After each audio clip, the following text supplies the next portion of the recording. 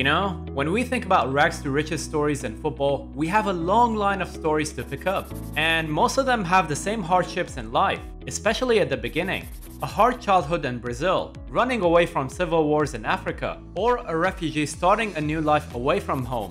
Many of these footballers make a decent career and change their lives and the lives of their families for good. But rarely you come across someone with a larger impact than George Weah, both on and off the pitch. Being one of Africa's all-time greatest players, he rose to the pinnacle of football with AC Milan, becoming the first and only African player to win the Ballon D'or.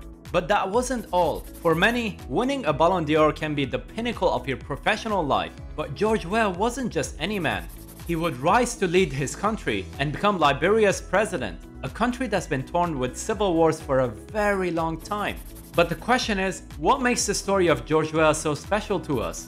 Well, stick around to find out, because we're gonna talk about a brilliant rise against the odds story, not just in football, but also in life.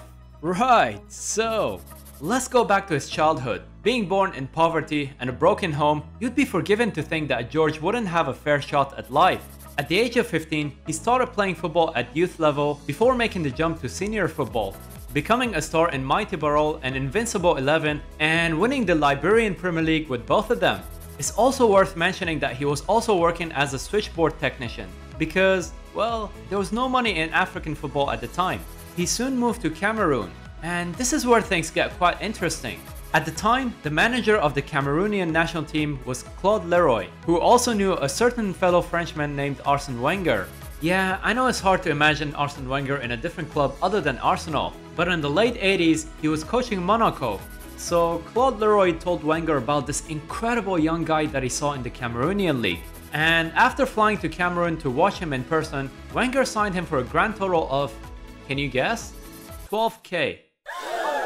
12,000 pounds.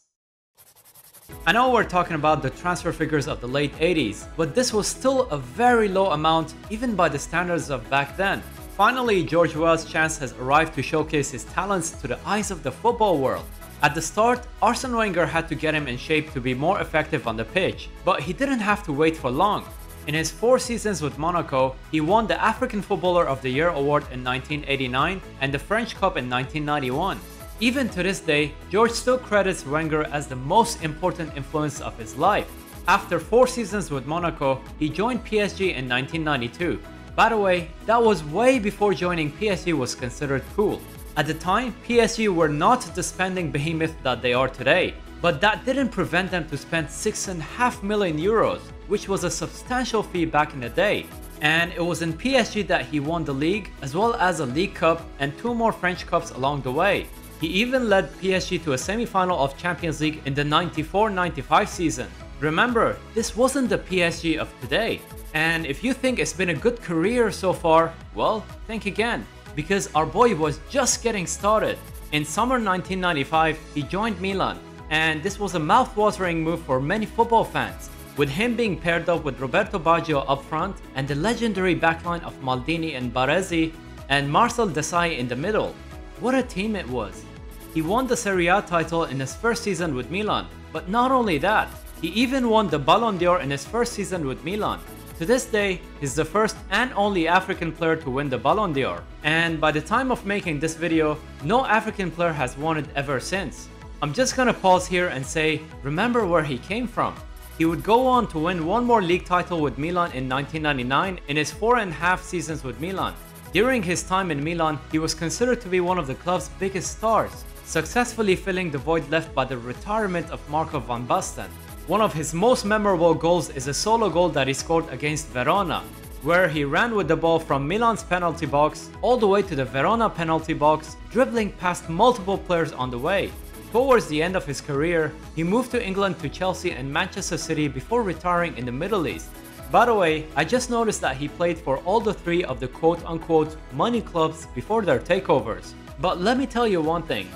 As impressive as his club career was, it's also his international career that sets him apart from many footballers of his time. Despite all his success, he never forgot his home country, which by then was thrown in a civil war that would claim about 250,000 lives. In a country that was besieged by years of civil war, he was a small shining light for his fellow Liberians to look up to. His influence on the national team cannot be overstated enough. Along with coaching at the peak of the Civil War, he single-handedly financed the team, supplying equipment, and paid for the travel requirements to fulfill the matches out of his own pocket. Of the 25 players in the squad, 10 of them landed contracts in Europe thanks to Weah's recommendations, with him personally paying for their flights to Europe for trials. And by the way, speaking of recommendations, I've done a video of how someone conned himself into playing in the Premier League while pretending to be George Weah's cousin. Feel free to check that video out, but only after finishing this one. But with all his success in his career, we still haven't talked about the biggest accomplishment in his life, which is quite hard with all the achievements he's had as a football player and the whole Africa looking up to him. But before we continue with the story of George Weah, a lot of time goes into making these videos. So your like and comments really mean a lot to me, and it really helps out the YouTube algorithm as well, as this is a young channel. So, as a player, he did all he could to help his country, Liberia. And when he retired in 2003, he still had the same desire to make a difference for his country. He could just lay down on the beach and enjoy a calm retirement. But he returned to Liberia to make a difference on a different platform. He scored a ton of goals in his career. But there was one last goal that he wanted to score, and it wasn't within the football pitch. So in 2005, at the age of 39, he ran for president of Liberia but lost to the eventual winner. Despite the defeat, Weah continued to promote humanitarian projects in Liberia. One of the weaker points used against him in the presidential campaign was his lack of education. So in 2007, he finished his high school, and 4 years later, he graduated with a university business degree in Florida. And after being elected as a senator, he decided to run for another presidential election, and this time he actually won. This wasn't the first time George Weah had a packed out football stadium, but perhaps it was the most significant.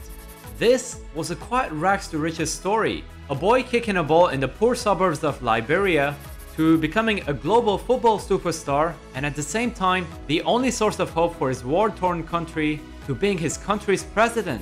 All I can say is that it's been one hell of a ride for our boy George Weah. So, what do you think about the life of George Weah? It's very easy to dismiss his career by the current generation, as his scoring record isn't as prolific as, let's say, Messi or Ronaldo. But he was a model prototype of a modern striker that we would see the kind of in our generation. Personally, I think the story of George Weah deserves far more recognition, not just in the footballing bubble, but in the wider social community as well. There's a whole world of stories behind this beautiful game. Some amazing ones, some weird ones, and sadly, some tragic ones as well. Which is why I started this channel to tell stories like this in the way that I do. Is there a football story that you'd like me to cover in a video? Let me know in the comment section below, but be nice to each other. I'm Football Drawn, and I like to tell football stories with comic and drawings. If you enjoyed this video, check out the rest of the channel as well.